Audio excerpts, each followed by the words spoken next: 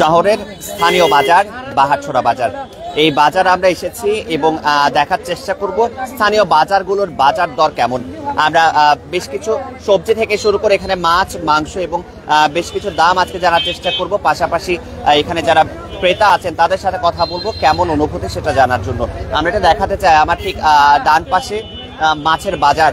মাছের বাজারে কিন্তু ব্যস্ত সময় পার করছে এখানের ব্যবসায়ীরা।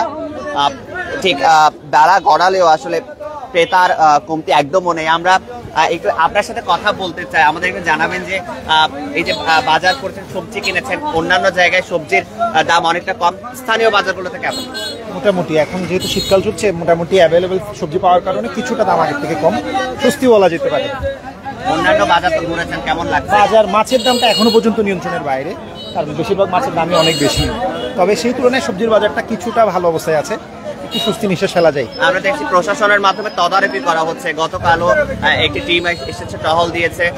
আসলে কি কোনো কার্যকর হচ্ছে? আমি আসলে প্রশাসনের বিষয়টা জানি না, তবে সবজির বাজার সবখানেই একটু কম দেখা যাচ্ছে। ইভেন আমরা যখন বিভিন্ন রকমের পেপারে দেখছি, তারপরে আপনার টিভিতে দেখছি সবজির দামটা কম, কিন্তু তদারকিটা আসলে মাছের উপরে দরকার বেশি, কারণ মাছের দামটা অনেক বেশি, নিয়ন্ত্রণের বাইরে বলা যায়।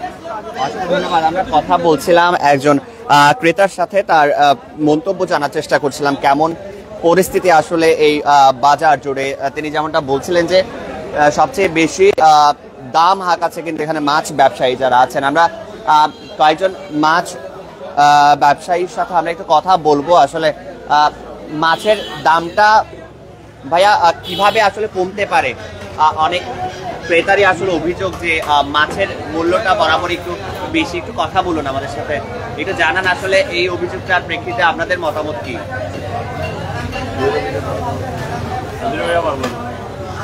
মাছের দামটা আসলে কিভাবে কমতে পারে? এটা তো পুকুরওয়ালা কমাইলে এখানে কমবে না। খাদ্য এখন তো পিঠের দাম বাড়া, মাছের দাম বাড়তি।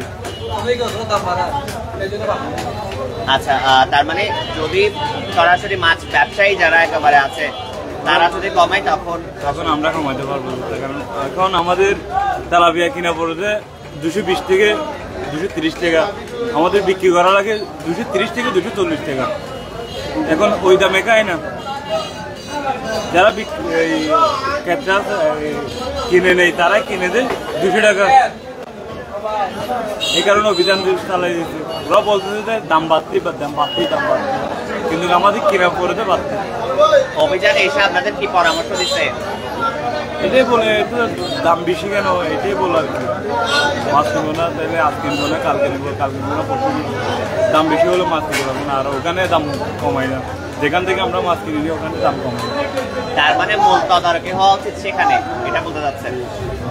আমরা কথা বলছিলাম একজন মাছ বিক্রেতার সাথে। তারা এই স্থানীয় বাজারগুলোতে তারা মাছ বিক্রি করে থাকেন এবং তারা যে বিষয়টা উল্লেখ করেছেন, যে বিষয়টা তারা দাবি জানিয়েছেন, আসলে তারা মূলত যেখান থেকে মাছগুলো ক্রয় করে নিয়ে আসেন স্থানীয় বাজারে খুচরা বিক্রির জন্য, সেখানে আসলে মূলত দামটা বেশি রাখা হয় বলেই কিন্তু এখানেও স্থানীয় বাজারগুলোতে আসলে মূল্য অনেক বেড়ে যায়। আমরা একটু কথা বলি যে সবজির দাম অনেকটা শিথিল বলা হচ্ছে, কেমন আসলে আপনার মতামত কি? একদম কমে গেছে, বরাবর একদম ঠান্ডা। শীতের কোন কোন জিনিসে আমাদের একটু মূল্যটা বলেন, যে কোনটার মূল্য কেমন?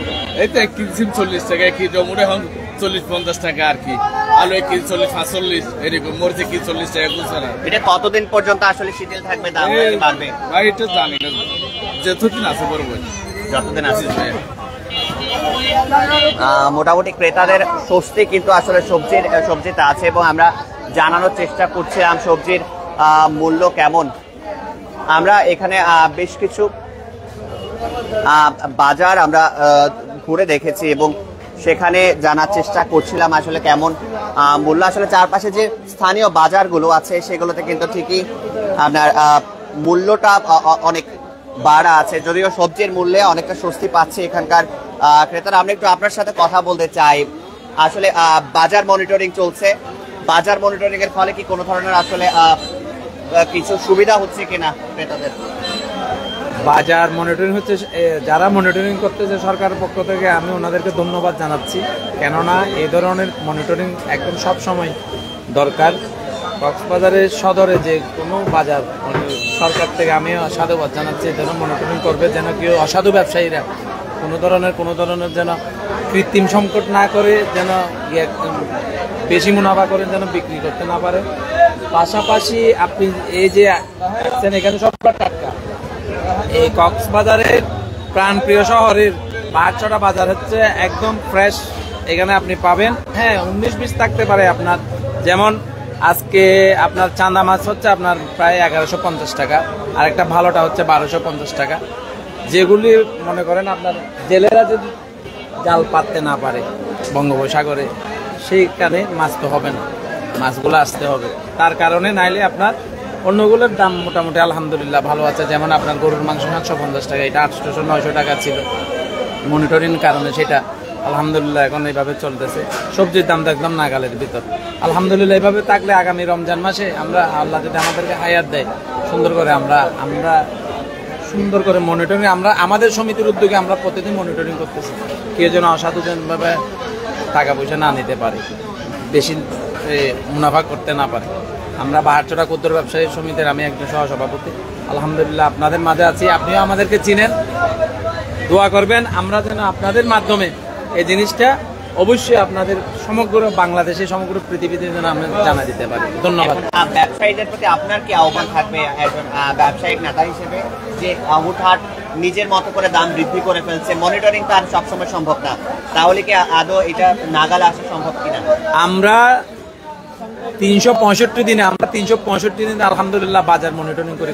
এইটা হচ্ছে আমাদের প্রথম, এই ক্ষুদ্র ব্যবসায়ীর আমাদের একদম প্রথমে ছিল অঙ্গীকার, আমরা এইভাবে থাকবো। আমরা এখানে কোনো অসাধু কোনো সিন্ডিকেট বলতে একদম কোনো কিছু নাই। যারা সিন্ডিকেট বলবে বাহারচড়া বাজারকে, আমি চ্যালেঞ্জ করতেছি ওনাদেরকে আপনাদের মাধ্যমে, সাংবাদিকের মাধ্যমে আমাদের কাছে নিয়ে আসেন, খুলে বলেন। যারা আমাদের বাইরে এই ধরনের বলে ওনাদেরকে আপনাদের মাধ্যমে আমাদের কাছে নিয়ে আসেন, কোথায় সিন্ডিকেট হচ্ছে তারা যেন আমাদেরকে বলে। আমরা তো চোখে দেখতেছি না, তারা যদি চোখে দেখে সুন্দরভাবে দেখে আমাদেরকে এই জিনিসটাকে একটু আল্লাহর ওয়াস্তে, আমি আবারও বলতেছি আল্লাহর ওয়াস্তে, ওনারা আমাদেরকে বলো কোথায় হচ্ছে সিন্ডিকেট, কোথায় হচ্ছে বাণিজ্য। এই জিনিসটা বললে অবশ্যই আমরা জিনিসটাকে ফলো করব ইনশাআল্লাহ। ধন্যবাদ। আমরা কথা বলছিলাম একজন ব্যবসায়িক নেতা এবং ব্যবসায়ীর সাথে, এবং আমরা যে বিষয়টা জানার চেষ্টা করছিলাম আসলে বাজারের যে মনিটরিং ব্যবস্থা থেকে শুরু করে যে সকল বিষয় আসলে উল্লেখ করা হয়েছে, বারবার যে বিষয়গুলো নিয়ে কথা হচ্ছিল, ঠিক গতকালই মনিটরিং করে গেছে এখানে। পাশাপাশি বেশ কিছু ব্যবসায়ীদের সতর্ক করা হয়েছে যাতে অতিরিক্ত দাম না রাখতে পারে সে বিষয়গুলো নিয়ে। বাজার নিয়ে মূলত স্বস্তি প্রকাশ করেছেন এখানকার যে সকল সাধারণ ক্রেতা আছেন, তারা জানিয়েছেন যে সবজির বাজারে মোটামুটি স্বস্তি থাকলেও মাছ এবং মাংস তাদের নাগালের বাহিরে চলে গেছে, এবং এই বিষয়ে নিয়মিত মাছ মাংসের বিষয়ে তদারকির জন্য তারা জোর দাবি জানিয়েছেন। এতক্ষণ আপনাদের সাথে ছিলাম আমি আসিফুজ্জামান সাজিদ।